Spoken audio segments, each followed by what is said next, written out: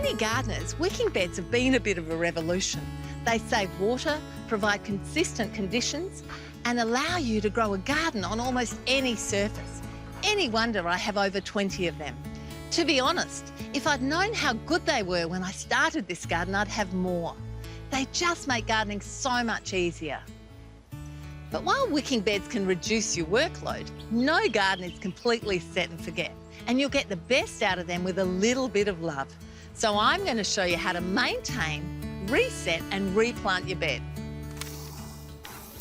If you're not familiar with a wicking bed, it's simply a garden bed or container with a water reservoir at the base and the growing bed above it. It's often separated by a geotextile fabric, which is a permeable synthetic material that helps to stop the fines of the soil silting up the reservoir layer. You can make wicking beds from scratch or retrofit existing raised garden beds which are made from either wood or metal. I've used IBCs, which are intermediate bulk containers that I've cut in half. Then I've clad them with timber. This not only acts as insulation, keeping the soil cooler, but it also stops the light getting to the reservoir layer and turning the water green. Whatever they're made of, they'll all want the same attention. One of the key things to understand about maintaining a wicking bed is water. While the reservoir needs to hold water, I like to have the ability to be able to drain it completely.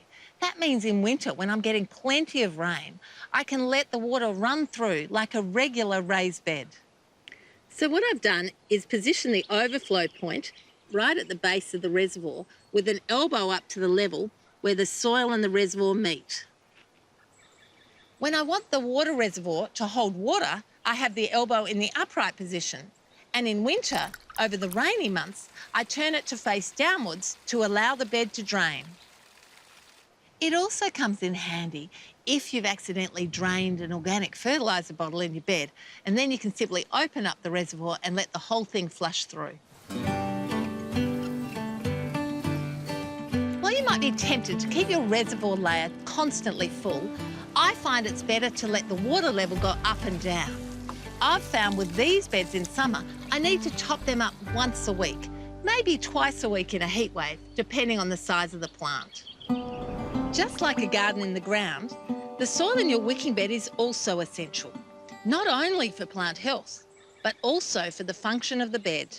For soil to act as a wick, it has to be high in organic matter. While you might have used a good quality mix when you set up your bed, over time, plants and soil microorganisms break it down.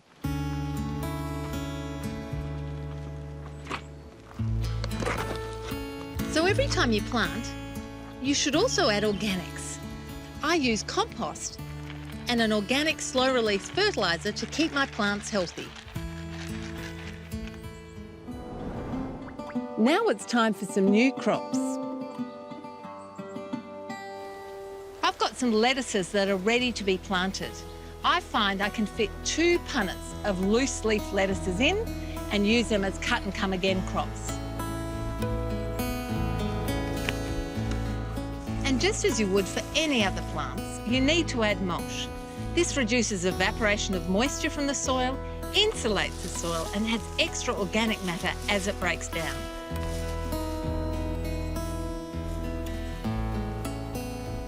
As the plant's roots establish, they'll be able to access water from below.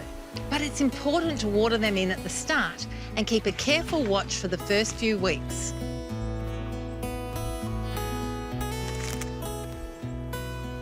The wicking revolution is a boon for busy gardeners, growing huge harvests for even less effort. But like everything, they'll always thrive with a little attention, so wick away.